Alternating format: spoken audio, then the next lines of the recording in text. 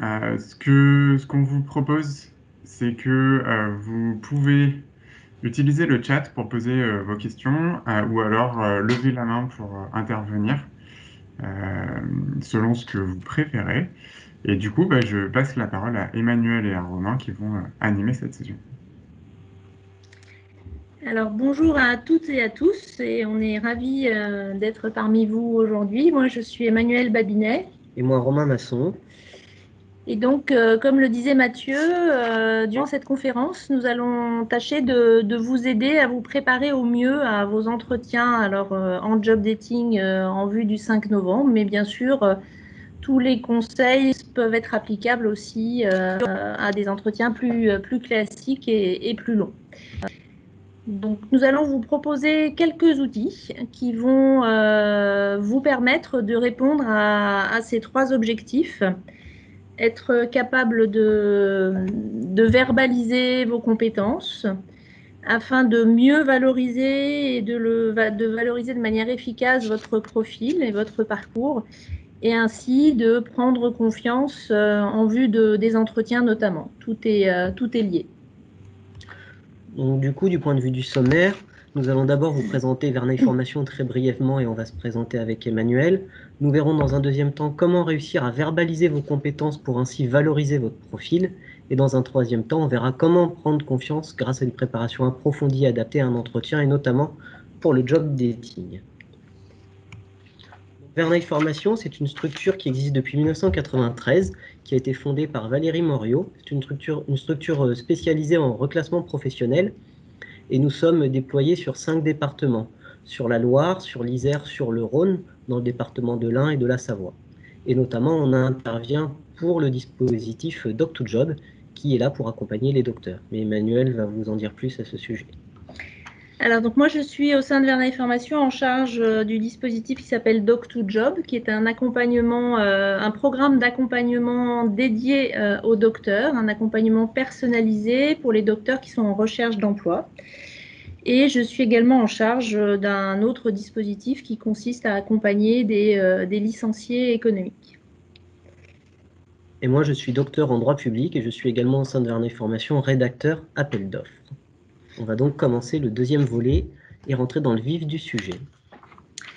Alors, l'objectif de cette première partie est de comprendre l'importance de travailler sur vos réalisations pour bien identifier vos compétences et notamment vos compétences transférables sur le poste pour lequel vous allez postuler. Donc, nous allons commencer par voir ensemble ce qu'est une compétence, puis nous verrons ce qu'est une réalisation et enfin comment on peut décrire une réalisation dans cette première partie. Une compétence ne se limite pas à une connaissance, hein, c'est la capacité à mettre en œuvre trois composantes qui sont les savoirs, les savoir-faire et les savoir-être. Alors les savoirs, ce sont toutes les connaissances, les savoirs théoriques et techniques que vous avez acquis au cours de votre formation universitaire notamment, mais également au travers de vos expériences professionnelles. Tous les logiciels informatiques, les connaissances scientifiques que vous avez notamment. Vous, docteur, en règle générale, vous avez peu de difficultés à bien identifier vos connaissances. Vous en avez acquis de très nombreuses. Et souvent, c'est la partie de vos compétences qui est relativement facilement identifiable et du coup valorisable. Mais dans les compétences, il y a également les savoir-faire, c'est-à-dire les pratiques professionnelles. C'est tout ce que vous êtes capable de faire. Et là, il va falloir, c'est un petit peu plus complexe, il va falloir décrire avec un verbe d'action qui sera suivi de l'objet de l'action, éventuellement du contexte, décrire tout ce que vous savez faire.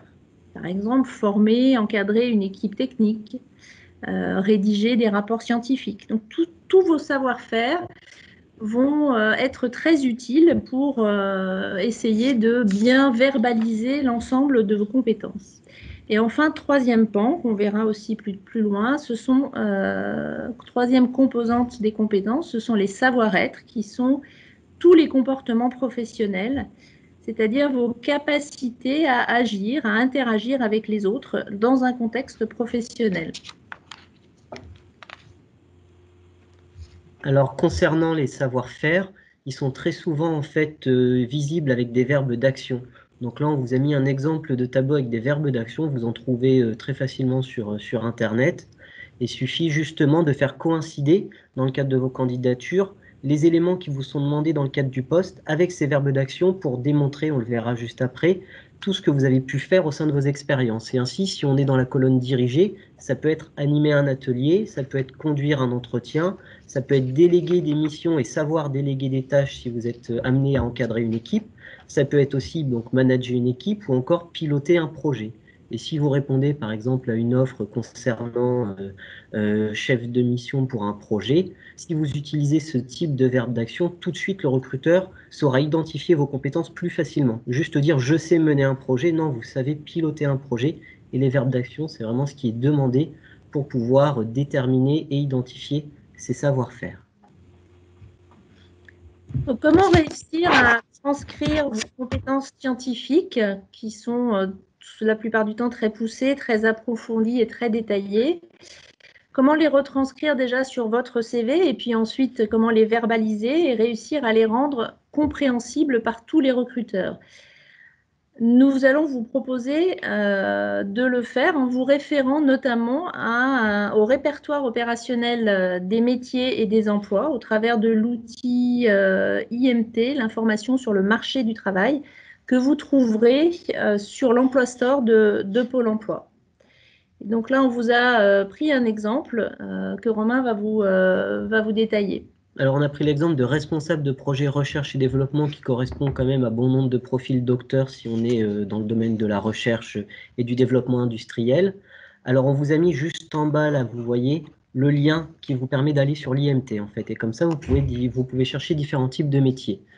La première page, lorsque vous cherchez un métier sur l'IMT, vous le voyez, on a une description du métier, on a quelques informations statistiques, on a les offres d'emploi, le type de profil recherché et les métiers qui sont proches. Donc ça c'est vraiment une première approche. Si vous décidez, par exemple, dans le cadre d'un projet professionnel, de voir un peu ce qui peut se faire ailleurs, vous avez une première description de ce qui peut être demandé. Mais surtout, vous avez donc une fiche métier juste ici. Là, vous pouvez la télécharger en PDF et vous avez tout un tas d'onglets, description du métier, mobilité professionnelle, certification, formation. Et surtout, vous avez l'onglet compétences. Donc, on vous a mis en lien, en fait, la fiche métier, si vous voulez aller la voir plus en détail, concernant management, ingénierie, études, recherche et développement industriel. Et lorsqu'on regarde les compétences, vous avez dans la fiche métier tout d'abord des compétences de base. Alors comme le disait Emmanuel tout à l'heure, sur ces compétences, vous avez 3 composantes, les savoirs, les savoir-faire et les savoir-être. Et ici, on a donc les questions qui sont liées au savoir et au savoir-faire. Alors Emmanuel le disait aussi très bien, lorsqu'on est docteur, les savoirs, c'est assez facile à identifier. Ici, là par exemple, si on regarde le type de savoir, audit interne, analyse des risques, méthodes et outils de résolution de problèmes, tout ça sont des choses que l'on connaît en tant que docteur, notamment si on a travaillé sur des sujets de thèse concernant ce type de domaine. Et pour les savoir-faire, vous voyez qu'ils sont bien identifiés par des verbes d'action. Définir la faisabilité et la rentabilité d'un projet. Élaborer des propositions d'action. Définir des méthodes et moyens d'étude et de conception et leur mise en œuvre. Identifier les contraintes d'un projet. Tout ça, en fait, ça vous aide justement sur un métier à identifier les verbes d'action qui sont recherchés par les recruteurs. Parce qu'en fait, lorsqu'un recruteur passe une annonce, il va lui aussi regarder la fiche métier, il va lui aussi identifier ces verbes d'action pour pouvoir en fait tout simplement décrire le poste. Et vous, si vous mettez ces verbes d'action, vous allez finalement mieux faire ressortir vos savoir-faire. Et à côté, donc là, dans la question d'ingénieur de recherche et de développement industriel, en plus des compétences de base, on a aussi les compétences spécifiques. Et les compétences spécifiques, vous le voyez, sont des choses qui sont quand même bien liées au profil docteur, puisqu'on a dans les savoir-faire intervenir en recherche, intervenir en études, et on a également concevoir des modèles théoriques, ou encore concevoir des modes opératoires, des procédés de fabrication et d'industrialisation. Tout ça, ça démontre encore plus les savoir-faire qu'on a acquis en tant que docteur, soit au sein de son doctorat, soit au sein des différentes missions qu'on a pu faire en parallèle du doctorat. Et donc vraiment, on vous encourage à aller voir ces fiches métiers, puisque justement, vous avez tous les verbes d'action utiles pour identifier les savoir-faire et ainsi mieux valoriser votre profil et mieux identifier vos compétences. troisième pan des compétences, troisième composante. Là, on a vu comment verbaliser ses savoirs, ses savoir-faire. Il nous reste maintenant les savoir-être. Et pour vous aider à les verbaliser, nous vous proposons un autre outil et vous pouvez vous appuyer sur le référentiel des savoir-être professionnels de Pôle emploi qui a répertorié 14 savoir-être. On vous les a repris ici et vous allez voir avec Romain donc, qui vous a mis le lien sur la présentation, comment les retrouver, sachant qu'il y a des exemples après qui sont détaillés sur ce référentiel. Alors ici, on vous a mis juste les 14 savoir-être. Si vous allez sur le lien qui est juste ici, vous tombez sur la page PDF du référentiel sur la page officielle de Pôle emploi et vous téléchargez le PDF. Et en fait, on vous donne une petite définition à chaque fois de ces savoir-être. Alors, on vous encourage à aller chercher cette fiche.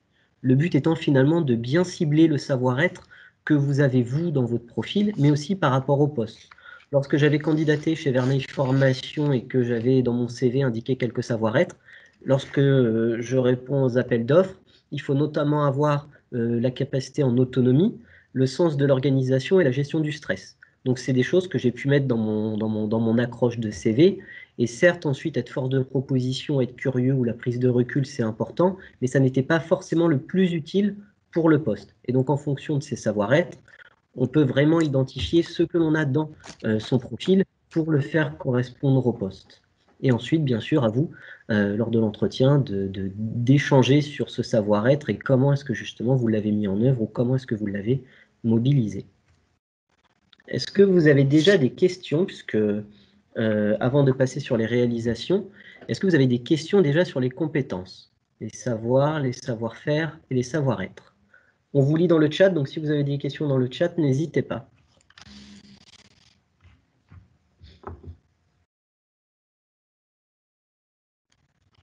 Simplement, Romain, c'est Rachel qui intervient. Les liens, on ne peut pas les activer directement. Donc peut-être que tu peux nous les mettre dans la partie chat. Ah oui, alors. Ah, je ne peux pas l'activer directement non plus. Je le mettrai tout à l'heure dans la partie chat alors. Voilà, sur la fin de la présentation, à ce moment-là, vous aurez tout le loisir de télécharger les liens qui vous seront présentés au cours de la présentation. D'accord. Alors merci à Maxime et merci à Audrey de nous dire que tout est clair. Et on a Amélie qui trouve que dans les savoir-être, nous pouvons mettre un peu tout et n'importe quoi sans que cela nous corresponde. Je trouve cela un peu biaisé. Qu'en pensez-vous? Alors justement, c'est ce qu'on va voir derrière, hein, et ça nous fait, merci à Amélie, ça nous fait un très bon enchaînement. Il ne suffit pas d'énumérer une liste de savoirs, de savoir-faire ou de savoir-être. L'important, ça va être après, derrière, d'essayer justement d'apporter des éléments concrets qui vont montrer aux recruteurs que vous avez vraiment ces savoir-être, notamment, mais également ces savoir-faire. Et comment le montrer? C'est en faisant justement un point sur tout ce qu'on va appeler les réalisations. Donc, on va peut-être enchaîner directement et on reviendra, à moins qu'il y ait d'autres questions, Romain, qui soient sur les… Non, alors on nous demande surtout les traductions en anglais de savoir-faire et savoir-être, mais Lucie et Sarah répondent très très bien à ces questions avec les skills, les soft skills et les transferable skills. Voilà, donc merci à vous. Donc on va juste passer sur les réalisations et du coup, Amélie, on pourra mieux répondre à votre question sur le fait de savoir si c'est biaisé ou non. Donc c'est clair, c'est sûr, vous avez complètement raison. Il ne s'agit pas de faire, comme je le disais, une énumération de tout un tas de qualités qu'on va avoir. Aucun candidat ne va dire qu'il ne sait pas travailler en équipe, qu'il ne sait pas communiquer, qu'il n'est pas autonome. Donc c'est souvent un peu les mêmes questions que l'on a. Et comment on va faire pour essayer de prouver en tout cas d'illustrer le mieux possible qu'on possède bien ces compétences. Ce qu'on vous propose, c'est d'essayer de faire un point, de décrire quelles sont les actions concrètes, hein, donc les réalisations qui vous ont permis d'obtenir un résultat qualitatif ou quantitatif. Et c'est en décrivant ces réalisations qu'il faut toujours choisir d'une façon pertinente, hein, par rapport à l'objectif que l'on vise sur un poste précis. mais c'est en décrivant ces réalisations, et on va voir plus loin comment on peut rentrer dans le détail de cette description, qu'on va apporter ou qu'on va faire le mieux refléter ses compétences et ses capacités à trouver une solution. Donc, l'utilité vraiment d'identifier ces réalisations, c'est d'apporter justement une réponse à cette question ou à ce doute que le recruteur peut avoir sur les compétences que l'on va lui dire posséder. Et c'est souvent la meilleure façon de se démarquer des autres candidats, parce que beaucoup de candidats en restent au stade de l'énumération de ces compétences sans pour autant rentrer dans le détail. Alors, parmi toutes vos expériences durant votre doctorat, certains événements sont sans doute plus marquants que d'autres. Au cours de votre parcours universitaire, de votre parcours professionnel, mais également au travers d'associations, vous avez, on n'en doute pas, tous été amenés à réaliser différentes missions. Ce qu'on vous propose là, c'est d'essayer d'identifier vos réalisations clés, celles qui sont les plus pertinentes, et de les détailler. Qu'avez-vous fait? Qu'avez-vous appris? Qu'avez-vous mis en œuvre? C'est l'intérêt de décrire ces réalisations en commençant par sélectionner celles qui sont les plus pertinentes, toujours par rapport à l'objectif, qui est de convaincre un recruteur que sur un poste visé, vous avez bien le bon profil qu'il recherche.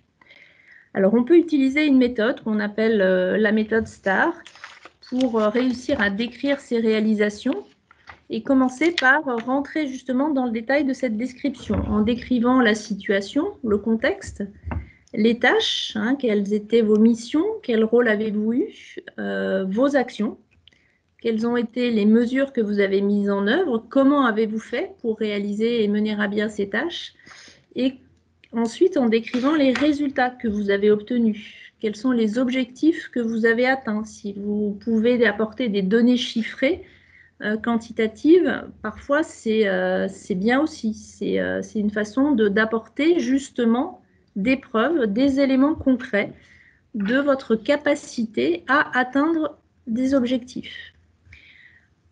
On le disait aussi tout à l'heure, c'est important de bien identifier là où les bonnes réalisations les plus pertinentes par rapport au poste. Donc, on vous a mis ensuite, vous verrez plus loin, un autre outil qu'on vous propose, qui est une grille d'analyse d'offres d'emploi. Quand on sait pour quelle offre on postule, on va essayer de faire la passerelle le plus possible entre la réalisation qui vous semble pertinente, votre vécu et ce qui est demandé dans l'annonce. Et c'est là qu'on commence à prouver, à apporter des éléments qui sont beaucoup plus tangibles au recruteur, qui va commencer à réaliser que ces compétences-là, vous les possédez bien. Alors Romain va vous apporter son témoignage, il va vous expliquer justement, ça nous semblait intéressant de vous faire partager son expérience lorsqu'il a candidaté chez nous pour un poste que l'on avait à créer, qui était un poste de rédacteur d'appel d'offres. Alors, quand j'ai candidaté chez Verneuil Formation, j'avais eu un poste de rédacteur appel d'offres. Alors, juste pour resituer un appel d'offres, qu'est-ce que c'est? C'est lorsqu'une collectivité a un besoin en matière de fourniture, de travaux ou de services, elle va publier un cahier des charges et ensuite aux entreprises de répondre à ce cahier des charges en décrivant la méthodologie, comment est-ce qu'on va faire pour répondre aux besoins identifiés de la collectivité et quel est le prix qu'on va mettre en face. C'est grosso modo un appel à projet qu'on peut trouver dans nos laboratoires de recherche.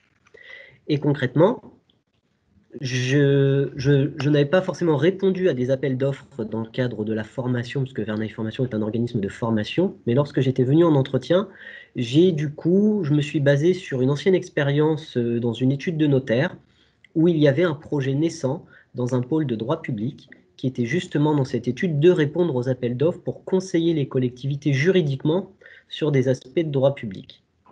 Et la notaire associée qui était en charge de la montée de ce projet voulait qu'on réponde à des appels d'offres et qu'on puisse en gagner justement pour développer une nouvelle activité.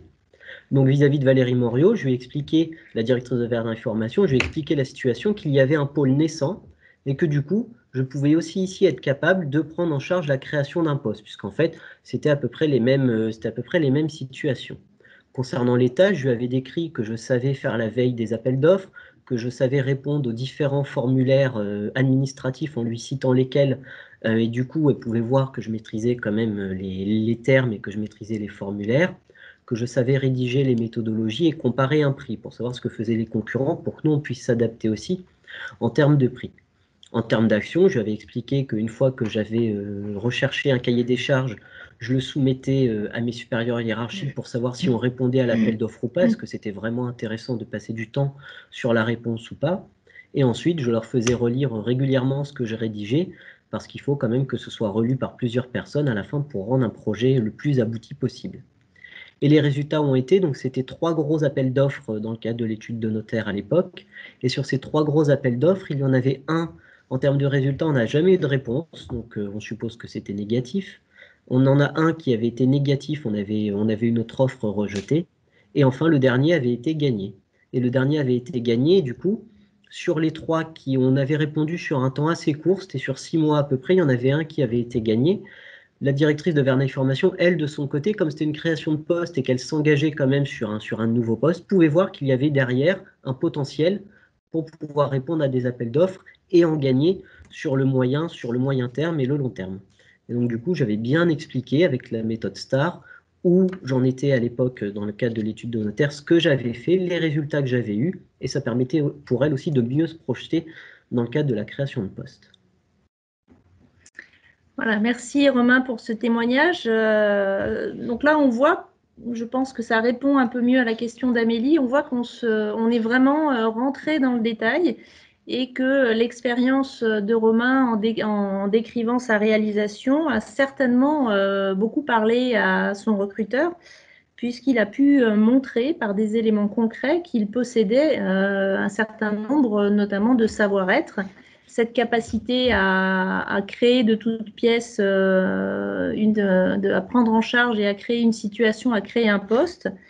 Il a été également assez honnête dans sa présentation puisqu'il a parlé de ses résultats qui n'étaient pas tous positifs, mais qui ont été positifs avec le temps. Et donc tous ces éléments sont beaucoup plus pertinents et ont beaucoup plus de chances de convaincre votre recruteur.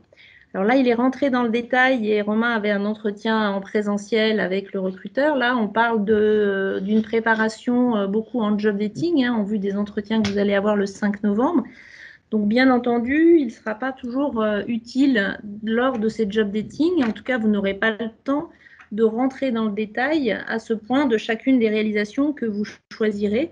Essayez d'en retenir vraiment l'essentiel et d'en faire une synthèse pour pouvoir bien mettre en valeur vos atouts spécifiques. Mais utilisez cette méthode qui est très concrète. Donc, la grille d'analyse des offres, je vous en ai parlé rapidement tout à l'heure, on vous la présente ici. Alors après, à vous de faire peut-être votre propre grille et de l'adapter à votre façon de procéder. Ce qui est important, c'est de bien faire le point sur tous les éléments que l'on possède sur le poste et sur le profil qui est recherché et d'essayer au mieux, tout ça en amont de l'entretien, d'établir des passerelles entre ce que vous pouvez apporter sur le poste, votre profil, vos réalisations et ce qui va être recherché par le recruteur. Alors du coup, Amélie, vous rebondissez, vous dites merci pour la réponse, c'est très clair. Je reste cependant sceptique sur la liste de savoir-être dans le CV. Pour moi, cela reste des arguments à mettre dans la lettre de motivation plutôt en les liant avec les réalisations. Et Rachel dit que certains savoir-être vont naturellement découler de la description d'une réalisation. Alors, concernant Verneuil Formation, lorsque j'avais l'entretien, en fait, tout d'un coup, Valérie Morio m'a dit « Mais Romain, est-ce que vous êtes d'une nature stressée? Est-ce que vous avez à côté un sport, quelque chose ?» Et donc, je lui avais dit non, je n'étais pas stressé, que je n'avais pas de sport à côté, pas d'activité particulière. Parce qu'en fait, la réponse aux appels d'offres, ça n'en a pas l'air comme ça, mais ça peut être quelque chose de très stressant pour la simple et bonne raison qu'on a une deadline à respecter, un peu comme un appel à projet. Et s'il faut que le projet soit rendu, par exemple, là j'ai un appel d'offres à rendre pour le 4 novembre à 17h, si c'est 17h01, c'est plus bon. Sauf que pour pouvoir rendre ce projet, il faut que je l'écrive, il faut que je fasse valider par la direction de Verneuil. S'il y a des éléments à reprendre, il faut que je les reprenne, et c'est un va-et-vient permanent. Et en termes de gestion du stress, savoir décrire une réalisation où vous pouvez concrètement indiquer qu'on a pu réaliser une mission précise, ben, ça démontre finalement qu'on a plutôt bien géré le stress et que dans le cadre de savoir-être gestion du stress, ben, du coup, ça, je trouve que c'est beaucoup plus parlant. En effet, si on dit juste gestion du stress, c'est peut-être, comme dit Amélie, un peu biaisé, mais à nous ensuite en entretien de démontrer qu'on a ces savoir-être et qu'on les a déjà mis en œuvre. Et puis Amélie, vous avez entièrement raison, hein. Tous ces conseils ne se limitent pas à présenter votre CV. C'est clair que pour tout ce qui est savoir-être, description de réalisation, la lettre de motivation est également tout à fait l'endroit où il faut justement se concentrer pour mettre en avant ces éléments-là.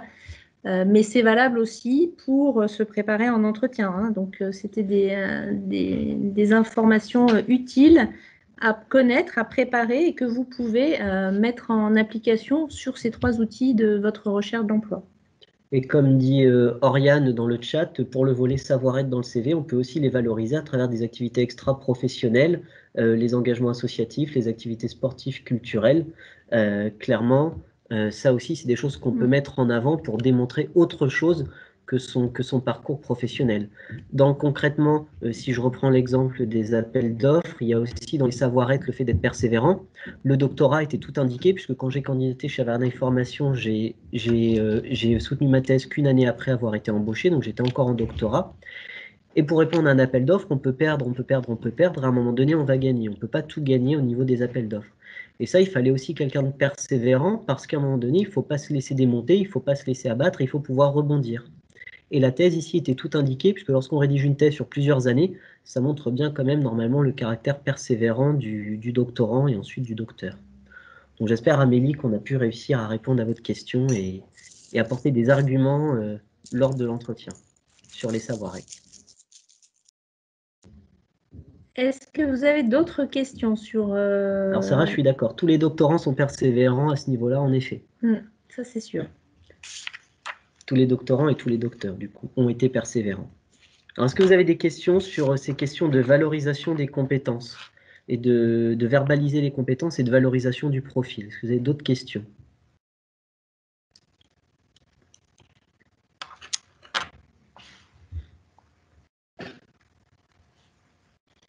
Maxime, j'ai un peu peur d'ennuyer le recruteur. Vis-à-vis de quoi vous avez peur d'ennuyer le recruteur? En détaillant les expériences. Alors justement, c'est ce qu'on disait. Alors là, on va parler un petit peu plus en détail de la préparation au job dating. Et on va voir que c'est très important de préparer en amont à détailler une ou deux expériences qui vous semblent les plus pertinentes par rapport au poste. Après, l'idée, c'est d'arriver à établir un échange et pas faire un monologue, hein. C'est ce qu'on verra plus tard. Quel que soit le temps que vous avez avec le recruteur, vous verrez que le recruteur, lorsqu'il vous posera des questions, ça signifiera que ce que vous expliquez l'intéresse. Donc, l'idée, c'est de lui donner envie d'en savoir plus.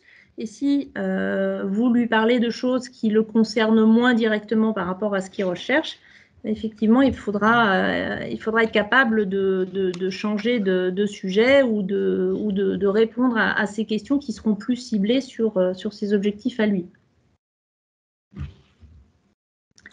Alors, selon Lucille, alors je lis la question. Après un entretien avec l'APEC, on m'a vraiment dit de laisser les savoir-être pour la lettre de motivation à l'entretien, le CV étant limité à une page. Alors vraiment, il ne faut pas rester sur lister ces savoir-être sur le CV. Ce qu'on disait tout à l'heure, ça peut être intéressant de les indiquer sur votre profil, hein, en haut sur votre CV, un peu comme sur le profil LinkedIn, mais ça ne doit pas tourner uniquement autour des savoir-être. On est d'accord. Après, une autre question. Alors, on a Shaines qui nous demande, est-ce que cette valorisation peut servir si le job n'est pas concrètement lié au domaine de recherche ou d'études? Alors, je prends mon expérience pour répondre aux appels d'offres. Moi, je suis docteur en droit public, il ne fallait pas forcément un profil de juriste. Là où j'ai pu tirer mon épingle du jeu, c'était qu'en termes de compétences transférables, les appels d'offres, il faut écrire parfois 100 pages, 150 pages de rédaction, donc il faut aimer rédiger. Ma thèse ayant fait 400 pages, là j'ai pu concrètement démontrer que j'aimais rédiger, que en fait, passer du temps derrière Word et écrire des mots, ça ne me dérangeait pas. Et ensuite, en termes de compétences de juriste, même si c'est un peu moindre, j'ai aussi pu expliquer que lorsque du coup j'ai travaillé chez les notaires, notamment j'ai été juriste conseil, et c'est toujours quand même un plus de comprendre les appels d'offres liés au marché public, parce que le marché public et le droit de la commande publique est mon domaine de spécialité. Donc je ne m'en suis pas servi en tant que tel pour défendre mon profil vis-à-vis de Valérie Moriot lors de l'entretien d'embauche, mais par contre ça a été des petits plus qui ont pu, je suppose, faire aboutir à mon embauche. Il y a une question de Sarah. Dans le cadre d'une reconversion, comment peut-on justement mettre en valeur ces savoir-faire? Alors, les compétences, c'est vraiment les trois composantes, hein, savoir, savoir-faire et savoir-être. Dans le cadre d'une reconversion, c'est vrai que c'est un petit peu moins évident, mais c'est pour ça que c'est important de bien prendre conscience que vos compétences, vous ne les avez pas acquises uniquement au travers de votre expérience professionnelle. Une reconversion, ça peut être une envie de vous reconvertir dans un métier qui vous intéresse parce que vous avez pu découvrir aussi cette activité au travers d'activités associatives, au travers d'activités sportives ou dans le cadre extra-professionnel. Donc, on n'est pas uniquement focalisé sur tout ce qu'on a développé dans le contexte professionnel. Vous êtes une personne à part entière qui a eu beaucoup d'expériences et des expériences aussi bien dans le contexte professionnel que extra-professionnel. Donc, il faut prendre le temps de se poser les questions sur ce que vous aimez faire, ce que vous savez faire, mais d'une manière générale. Est-ce que ça répond à la question, Sarah? Alors, quelle est la différence entre les compétences transversales et les soft skills? Eh bien, là, écoute, je ne sais. Alors, en fait, les soft skills, c'est vraiment ce qu'on appelle les savoir-être. En fait, ça c'est vraiment en anglais les savoir-être. Donc, du coup, c'est les 14 savoir-être qui ont été référencés par Pôle emploi. Alors que les compétences transversales, c'est vraiment des compétences qu'on a pu acquérir tout au long de sa carrière, que ce soit en termes professionnels, associatifs, sportifs. Et ces compétences transférables, c'est ce qu'on disait, en fait, ça c'est plutôt les savoir-faire. C'est plutôt les verbes d'action. Et du coup, vous allez pouvoir dire qu'en termes de compétences transférables, si vous avez été au sein d'une association et vous décidez de vous reconvertir en tant que contrôleur de gestion, par exemple, si vous avez été trésorier de l'association, vous avez quand même dû gérer un budget, vous avez peut-être dû tenir une comptabilité, etc. Et donc, vous avez des choses à faire valoir sur ces compétences transférables, en fait. Si je reprends la grille d'analyse des offres qui est juste devant vos yeux, le profil recherché, savoir-être, savoir-faire au niveau de l'avant-dernière ligne, là, vous pouvez dire qu'est-ce qui est recherché pour le poste et vous, ce que vous avez fait. Mais ce qui veut dire qu'il faut vraiment se poser la question de toutes ces expériences, qu'est-ce qu'on a pu faire qui peut correspondre au poste et que vous pouvez mettre en perspective lors de l'entretien, en fait. Alors, Sarah nous demande... Je comprends, mais parfois la difficulté, c'est d'avoir l'entretien car on ne peut pas convaincre avec le CV. Et Amélie est complètement d'accord avec Sarah. C'est vrai que c'est la première pierre à l'édifice que vous allez déposer. On ne peut pas convaincre avec un CV, mais sans CV, on n'a aucune chance d'arriver à l'entretien. Sans CV bien travaillé, bien tourné vers l'objectif visé avec les bons mots-clés, les bonnes réalisations qui correspondent au poste que vous ciblez, ça sera encore plus difficile d'arriver jusqu'à l'entretien. Mais on est d'accord, Sarah, ça ne suffit pas pour arriver à l'entretien. C'est la première étape. Mais Sarah nous dit que le CV est généralement très technique. Et là, je pense que justement, c'est entre guillemets notre devoir de docteur ou doctorant de faire la passerelle et vraiment même, on va dire, la transition entre un CV universitaire très technique qui va parler à des professeurs, à des chercheurs dans un labo et qui vont tout de suite identifier ce qu'on sait faire, par rapport au secteur privé où il faut qu'on vulgarise, où il faut finalement qu'on réfléchisse à autre chose. Par exemple, dire je fais une thèse sur la valorisation du domaine public, ça n'aurait pas du tout intéressé Valérie Moriot dans le cadre de mon CV. Par exemple, dire que je rédige une thèse et que je rédige une thèse tout simplement juste le mot rédiger et ne pas rentrer dans les détails du titre de la thèse, c'est déjà plus court. Et ensuite, si la thèse ne l'intéresse pas, ma foi, tant pis. Mais au moins, elle sait que je sais rédiger. C'est surtout, on va dire, en termes de simplification que le CV peut être plus percutant. C'est pour ça qu'on a axé toute la première partie sur comment décrire et verbaliser vos compétences pour les rendre audibles et les vulgariser, entre guillemets, pour un recruteur qui n'est pas ni un chercheur ni un scientifique. Parce qu'en rédigeant une thèse, vous avez déployé de nombreuses compétences. Hein, l'idée, c'est d'essayer de vous décaler par rapport à l'angle purement technique de votre thèse, du sujet sur lequel vous avez travaillé pendant longtemps, pendant de nombreuses années, pour justement bien en extraire des compétences qu'on va appeler des compétences transférables et qu'on va pouvoir réutiliser sur tout un tas d'autres missions. Alors Sarah nous dit, en donnant mon exemple, en ce moment, mon CV est bien d'après l'opinion de différentes personnes et de conseillers, mais j'ai des difficultés à avoir des entretiens. Alors Sarah, après, il faudrait qu'on voit votre CV pour pouvoir en parler plus concrètement, mais c'est certain qu'aujourd'hui, la période déjà est particulièrement compliquée pour trouver du travail. Pour décrocher des entretiens, il ne suffit pas, comme je le disais tout à l'heure, d'avoir un bon CV, mais c'est indispensable. Ensuite, il faut, c'est tout un travail, la recherche d'emploi. Il faut bien cibler ses actions, il faut travailler son réseau, il faut relancer, il faut utiliser un maximum de les connaissances que l'on a autour de soi pour pouvoir accéder à déjà un premier échange avec un recruteur. C'est vrai que l'envoi d'un CV, la réponse à une annonce, aujourd'hui, souvent, c'est une étape qui est nécessaire, mais qui n'est pas suffisante pour arriver à décrocher un entretien. Le parcours est assez long. Après, il faut aussi très très bien le personnaliser. Lorsque j'ai pris conscience, lorsque je finissais ma thèse et que j'enseignais à l'université de Genève et qu'il fallait que je candidate à des postes dans le secteur privé puisque je voulais retourner dans le secteur privé, j'ai envoyé 2-3 CV qui étaient un peu standardisés sur des postes similaires et je me suis bien vite rendu compte qu'en fait je n'avais aucune réponse et qu'il fallait vraiment que je personnalise à chaque offre d'emploi, à chaque entreprise précisément les missions. Pour Verneuil Formation, comme Verneuil voulait recruter un rédacteur appel d'offres, j'ai beaucoup détaillé sur les appels d'offres, sur mes expériences en appel d'offres. Par contre, dans le cadre d'autres postes où j'ai pu candidater qui étaient recherche juriste en commande publique, là je détaillais les appels d'offres, mais je détaillais aussi mes expériences juridiques. Alors que pour répondre à Verneuil Formation, en fait, je n'avais mis qu'une seule ligne sur mes expériences juridiques pour faire le lien avec mon diplôme lié au master de droit public et ensuite à ma thèse, mais c'était vraiment qu'une seule ligne en fait. Vraiment personnaliser à fond le CV par rapport à l'offre d'emploi.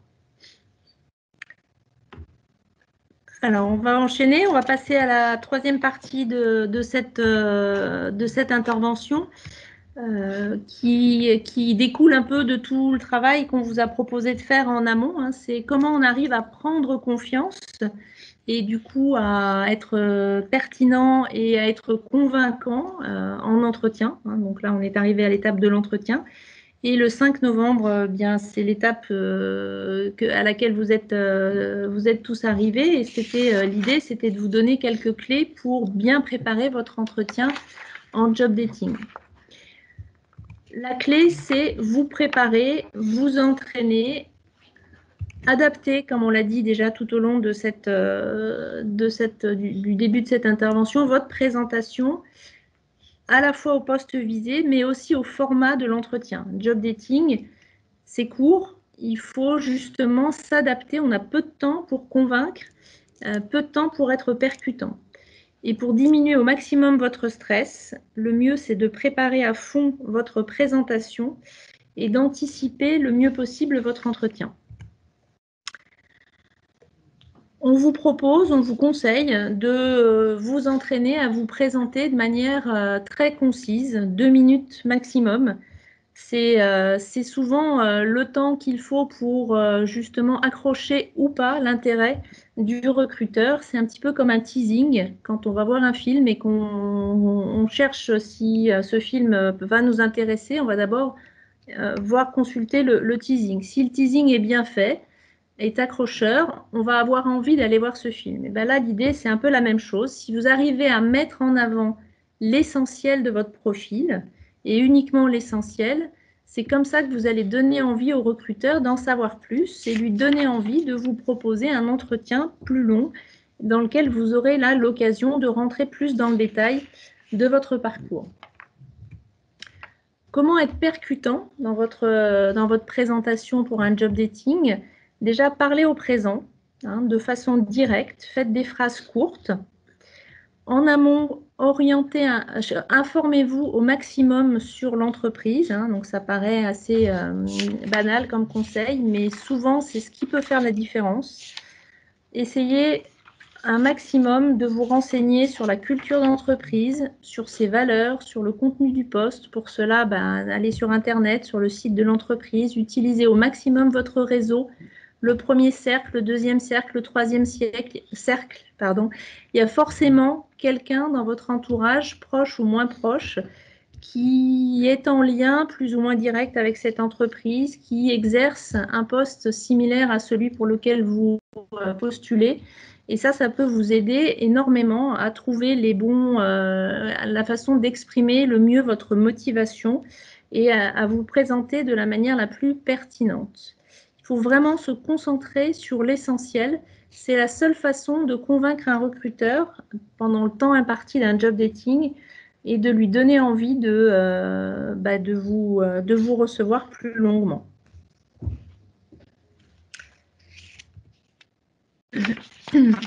Tu voulais apporter un autre témoignage, Romain, non? Non, c'est bon. Tout va bien. Donc, ce qu'il ne faut pas faire, et ça c'est parfois difficile quand on a un parcours qui est très riche, c'est avoir envie de dérouler tout son parcours. Hein. Il faut rester dans l'idée qu'on est à un entretien de job dating là pour faire partie de la première sélection. On a déjà franchi certaines étapes, hein, l'étape de la sélection du CV. On est convoqué à un job dating, il faut franchir l'étape d'après, puisque là, vous êtes de moins en moins nombreux à arriver à l'étape d'après. Donc, cette première sélection, la meilleure façon de la franchir, c'est d'être synthétique. On l'a dit tout à l'heure, c'est d'essayer de ne pas utiliser de termes trop techniques et d'essayer le plus possible de vulgariser vos compétences, votre discours. Romain va peut-être reprendre son exemple pour vous expliquer comment il a réussi à accrocher l'intérêt de la directrice de Verneuil Formation. C'est vrai qu'en face de nous, on n'a jamais un professeur, on n'a pas un chercheur en face de nous, on n'est pas là pour parler de notre thèse, on n'est pas là pour parler de notre domaine de recherche, même si le domaine de recherche peut être en lien avec le poste. Il faut savoir vulgariser, il faut vraiment se dire qu'il faut rendre un peu plus abordable certains éléments si on veut parler de notre thèse. Et concrètement, pour Valérie Moriot, qui est la directrice de Verneuil Formation, moi, je lui avais non pas parlé de ma thèse en détail, mais je lui avais plutôt expliqué que dans la rédaction de la thèse, je mettais en place un sommaire, qu'il fallait des idées logiques, qu'il fallait dans ces idées logiques pouvoir décrire des éléments, et c'est exactement ça qui est attendu dans le cadre d'un cahier des charges à appel d'offres. Il faut pouvoir présenter de manière cohérente notre offre et notre méthodologie, en fait. Et donc, lui dire que dans la thèse, il fallait forcément de la cohérence, mais tout le monde ne sait pas ce que c'est qu'une thèse. Et bien à ce moment-là, je ne lui ai pas parlé des termes techniques, juridiques liés à la thèse, mais je lui ai juste parlé, si on reprend la question des compétences transférables, des éléments qui étaient intéressants pour elle à connaître dans le cadre de ma rédaction de thèse, et en fait ce que je pouvais faire valoir comme atout, en quelque sorte, pour le poste de rédacteur appel d'offres. Il faut vraiment se dire qu'en face de soi, on n'a pas un prof, on a vraiment un recruteur qui peut être un opérationnel ou un RH. Emmanuel va vous en dire plus sur ces éléments. Et du coup, il faut réussir à simplifier et il faut pouvoir nouer le dialogue autour de cette simplification. Comment travailler sa présentation, un peu comme vous avez travaillé votre profil LinkedIn, si vous l'avez déjà bien travaillé, comme vous pouvez travailler votre accroche sur votre CV lorsque vous allez indiquer le profil en haut sur la partie supérieure du CV. Il faut que vous soyez en capacité, en quelques minutes, donc de dire qui vous êtes, comment vous appelez, éventuellement quel est votre âge, quel est votre métier, votre spécialisation, et que vous soyez en capacité de décrire une ou deux réalisations pertinentes, mais toujours de manière synthétique, et enfin de garder un petit peu de temps pour exprimer votre motivation. Hein, ça, c'est la façon que vous allez avoir d'aider le recruteur à vous projeter dans le poste. Donc, s'appuyer sur la réalisation la plus pertinente, orienter votre présentation selon la fonction du recruteur, idéalement, c'est bien de se renseigner en amont. Si vous allez avoir face à vous un opérationnel ou un RH, on ne va pas préparer tout à fait exactement de la même façon sa présentation si on a face à soi une personne en charge des ressources humaines, dont les attentes vont porter peut-être plus sur votre personnalité, du coup sur les savoir-être, sur votre motivation, sur votre capacité à vous intégrer dans la société.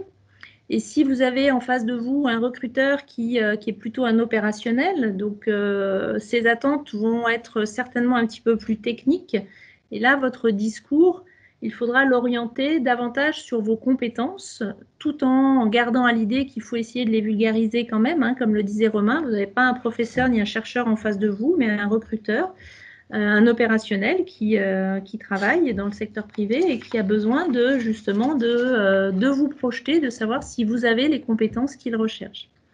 Donc, orientez idéalement votre présentation selon la fonction du recruteur et terminez, c'est très important, par votre motivation pour le poste et pour l'entreprise. Essayez de vous projeter un maximum dans l'entreprise, donner des exemples de ce que vous pourriez apporter, d'après ce que vous avez pu comprendre dans le descriptif de l'offre d'emploi, pour justement aider le recruteur à vous imaginer dans le poste pour lequel le service est en recherche.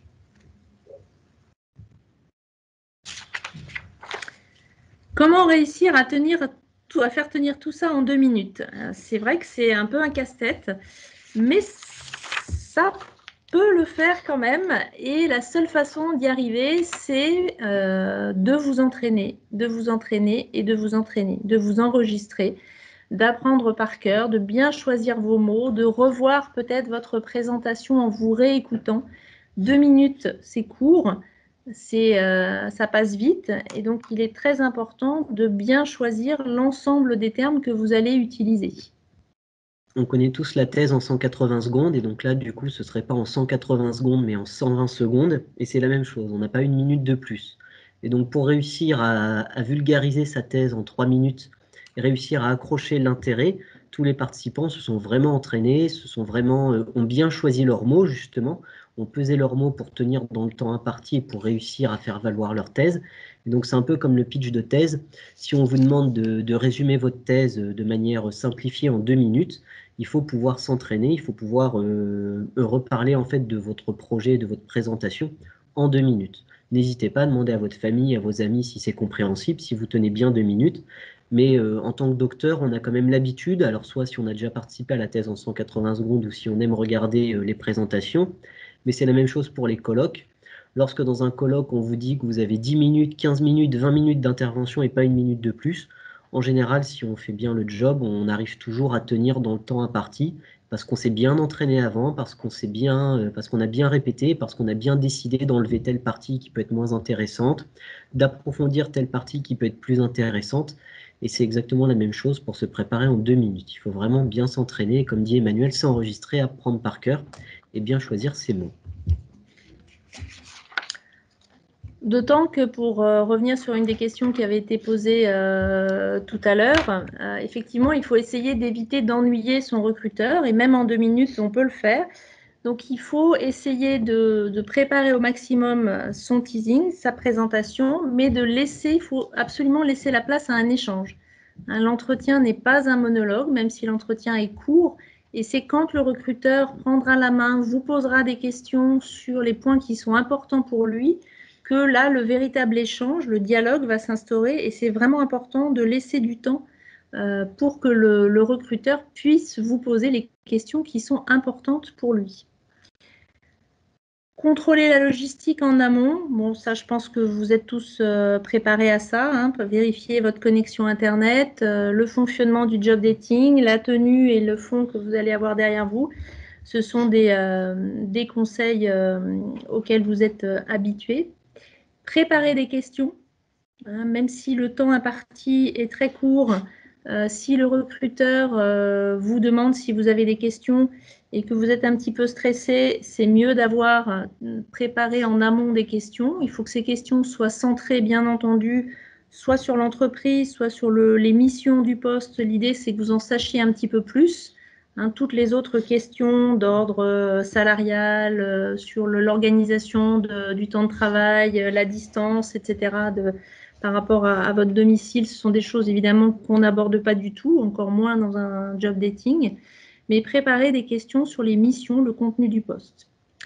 Et enfin, n'hésitez pas à demander l'adresse mail du recruteur, puisque ça peut être un bon moyen pour vous de continuer à faire le lien avec lui une fois ce job dating terminé, éventuellement de lui apporter une ou deux informations que vous n'auriez pas eu le temps de lui faire partager. Si vous avez des éléments complémentaires à lui transmettre et que vous y pensez après ce job dating, ça peut être très pertinent de le remercier à la fois pour l'échange que vous aurez eu avec lui, mais également de lui apporter quelques éléments complémentaires. Par exemple, pour préparer les questions, lorsque j'avais eu l'entretien avec Valérie Moriot, j'avais vu sur Internet que le siège social de Verneuil Formation était à Givors et j'avais été reçu pour l'entretien d'embauche à Villeurbanne.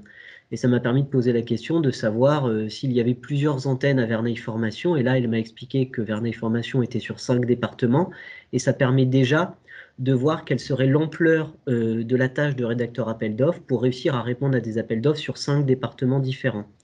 De la même manière, lorsque je réponds aux appels d'offres, il faut pouvoir indiquer qui est-ce qui va être consultant ou alors qui est-ce qui va être formateur ou formatrice. Et pour ça, il faut mettre des CV, les CV concrets des personnes de Verneuil Formation.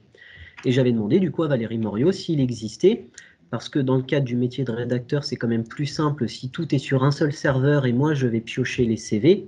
Elle m'avait dit oui, que c'était en cours de construction en fait d'avoir un intranet et sur lequel il y aurait tous les CV. Donc ça permet aussi de se projeter un peu plus dans le poste parce que Valérie Moriot voyait bien que déjà, je me posais des questions par rapport au poste et par rapport à l'ampleur, on va dire, ou par rapport au volume du poste en quelque sorte. Donc, merci pour votre écoute. Voilà, je ne sais pas si vous avez d'autres questions, si on arrive bientôt à la fin du temps qui nous était imparti. Je ne sais pas, Mathieu, si on doit s'arrêter maintenant ou si on peut poursuivre l'échange. C'est Rachel, vous avez encore du temps devant vous, bien sûr. S'il y a des questions, c'est vraiment le moment de pouvoir échanger ensemble. Alors, on a Shainaz et Mohamed qui nous demandent des éléments sur le job dating. Alors, si les entretiens sont en français et comment s'inscrire au job dating. Alors là, on laisse voir avec Mathieu, notamment, qui saura plus vous en dire sur les éléments concrets du job dating. Et Milena nous demande comment découvrir le profil des compétences recherchées, pas les compétences techniques, mais surtout les compétences transversales à partir de l'annonce du poste. C'est vrai que ça dépend beaucoup des offres d'emploi. Certaines sont assez détaillées et on va avoir une fiche de poste qui va faire une page entière, d'autres qui vont être très succinctes. L'important du coup, c'est si c'est très succinct et qu'on a peu d'éléments sur les compétences recherchées, c'est d'essayer de s'informer au maximum en amont avant de répondre justement et de s'informer sur le site de l'entreprise, sur les fiches métiers. Vous pouvez aussi vous référer aux fiches métiers pour voir un petit peu quelles sont les missions qui sont prévues pour le poste pour lequel vous postulez. Ça peut être une autre façon d'en savoir un petit peu plus. Ça sera moins précis, mais ça vous permettra déjà d'avoir quelques éléments complémentaires. Est-ce qu'on a d'autres questions? Est-ce que ça répond à vos attentes en termes de préparation? Sachant qu'en 1 heure de webinaire et de webconférence, c'est pas forcément évident de rentrer dans le détail et dans l'exhaustivité de tous les conseils et de tous les outils. Tout ce qu'il faut préparer, mais voilà, on espère que ça vous aura apporté déjà une première base et quelques petits conseils pratiques qui pourront vous aider, notamment pour le 5 novembre. Alors, Milena demande ce que c'est qu'une fiche métier. Alors, si je reviens sur la fiche métier, Milena, en fait, vous avez un outil qui s'appelle l'IMT. C'est un outil Pôle emploi, c'est information sur le marché du travail, c'est bien ça, Emmanuel? C'est ça. Et du coup, en fait, ici, là, vous avez en bas du slide le lien sur l'IMT. Alors, je suis désolé, mais je n'arrive pas à extraire le lien pour le mettre sur le chat. Et en fait, ici, vous pouvez taper un nom de métier. Vous avez un onglet. Donc là, moi, j'ai déjà pris une fiche métier qui était responsable de projet recherche et développement. Mais vous pouvez ensuite tout simplement mettre, vous avez un onglet de recherche, vous mettez le métier et ensuite vous tombez sur la fiche métier Et si en effet le poste est très succinct et si l'offre d'emploi est très succincte, vous avez un peu plus d'éléments sur ce qui est attendu pour ce type de métier. Voilà, concernant les fiches métiers, alors effectivement, on vous présente celle de Pôle emploi, hein, et je peux que les valoriser, bien évidemment. Ceci dit, vous avez aussi d'autres fiches métiers disponibles. Alors, sur les branches pro, par exemple, je pense au SNITEM, c'est une branche pro des dispositifs médicaux, mais il va y avoir également le LEM ou encore l'ABG, RD2 Conseil, enfin voilà, tout un ensemble d'acteurs diffusent aussi des fiches métiers tout à fait intéressantes et qui viendront enrichir aussi votre connaissance des métiers. Je n'ai pas parlé des fiches de l'APEC, mais bien évidemment aussi. Donc voilà, vraiment, l'idée, c'est d'être dans cette démarche d'exploration et de curiosité sur l'ensemble des métiers existants. Voilà, si je peux...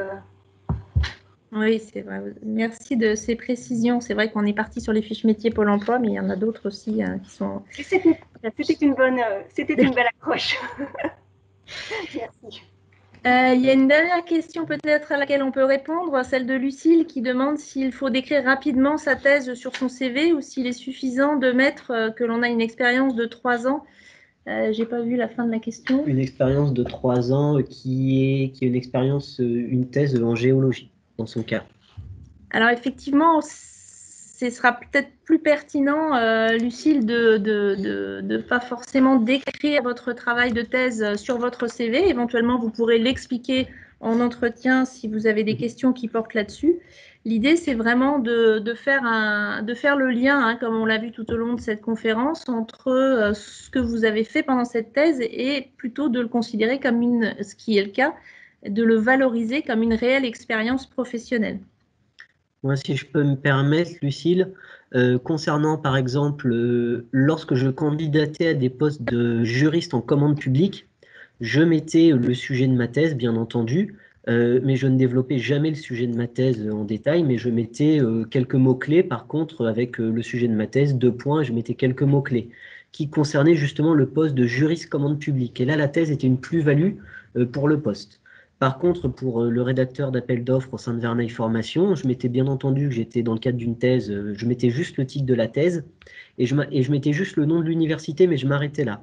Parce que comme on n'est pas face à des professeurs ou des chercheurs, le recruteur, il n'a pas forcément envie de connaître le nom du directeur de thèse et il n'a pas non plus envie de connaître le numéro du laboratoire. Lorsqu'on met mon laboratoire CRDP EM86, ça, c'est des choses qui sont juste liées au secteur de la recherche, qui sont très bien sur des informations recherche, mais c'est pas la peine d'alourdir le CV avec ces éléments. Il faut en faire un peu le deuil et vraiment, il faut se dire, voilà, on peut dire qu'on a une expérience de thèse et qu'on est docteur, on peut mettre le titre de la thèse. S'il est parlant, on va dire comme ça, sinon, pourquoi pas le simplifier. Après tout, on peut très bien reprendre le titre de sa thèse si on veut un peu le simplifier. Le but, comme me disait tout à l'heure Emmanuel sur le CV, c'est un peu une accroche. Et du coup, il faut bien réussir à accrocher le regard du recruteur. Il ne faut surtout pas alourdir le CV, soit avec des mots techniques, soit avec une présentation de thèse qui fait 3 lignes, et du coup, ça alourdit le CV. Sauf si le poste est en lien avec la thèse. Et là, ça peut être une plus-value indéniable par rapport à votre candidature.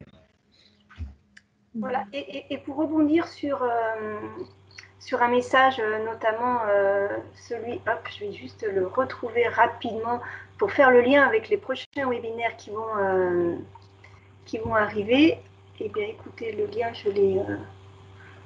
de Laurent de RD2 Conseil. Effectivement, aujourd'hui, c'était un premier webinaire d'une série de 3. Et 2 autres sont à venir et Cécile qui est avec nous va nous en parler. Et concernant notamment cette explication, comment présenter ma thèse en entretien, ça fera l'objet notamment d'une présentation que nous fera Laurent mercredi de RD2 Conseil sur une vision recruteur, justement. Voilà.